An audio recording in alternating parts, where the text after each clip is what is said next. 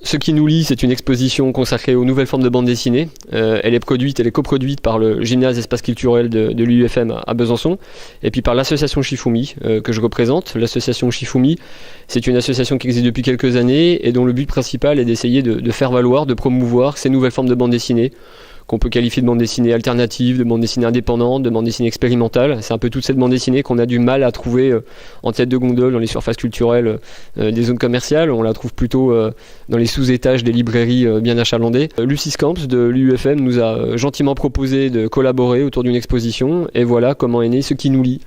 Ce qui nous lie, c'est donc une exposition principale qui est dans les murs de l'UFM au gymnase jusqu'au mercredi 17 octobre.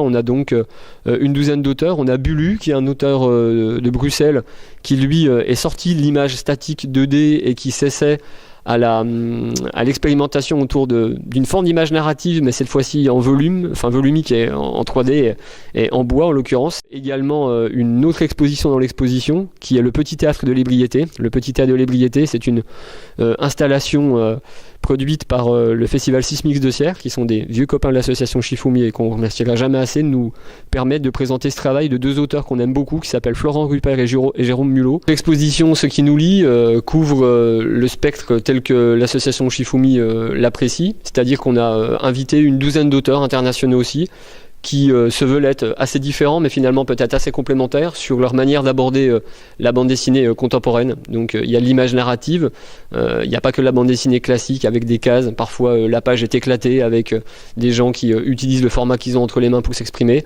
Il y a de la gravure, il y a du découpage, il y a de l'encre, il y a beaucoup de noir et blanc, parce que dans l'édition indépendante, c'est essentiellement, très souvent on retrouve des impressions en noir et blanc. Il y a également, il y a même de la broderie avec Aurélie William Levaux, qui est une jeune auteure qui s'exprime principalement par la couture à la broderie sur tissu, qui est un travail faramineux. Il y a la carte à gratter avec la finlandaise Terje Kebom, qui viendra passer quelques jours avec nous à Besançon, le temps de proposer une décoration inédite au restaurant 16, qui est un de nos partenaires, qui est situé au 16 du Quai Vauban à Besançon. Dans le même temps, on accueille aussi une petite exposition dans l'exposition. C'est une exposition qui s'appelle Invisible, qui est produite par nos amis du Café Clid, qui est un collectif d'auteurs illustrateurs basé à Angoulême.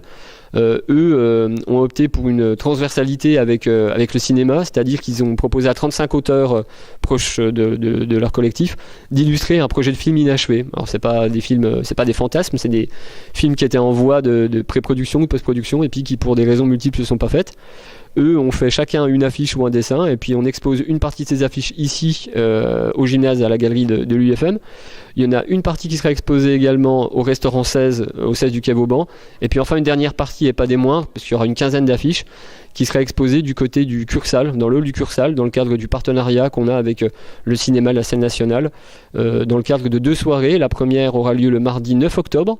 C'est une soirée qui s'immisce dans leur cycle consacré au cinéma d'humour, et on a invité Paco Mtielman, qui est un brillant essayiste qui connaît bien la chose bande dessinée, donc il y a une première transversalité à faire avec lui.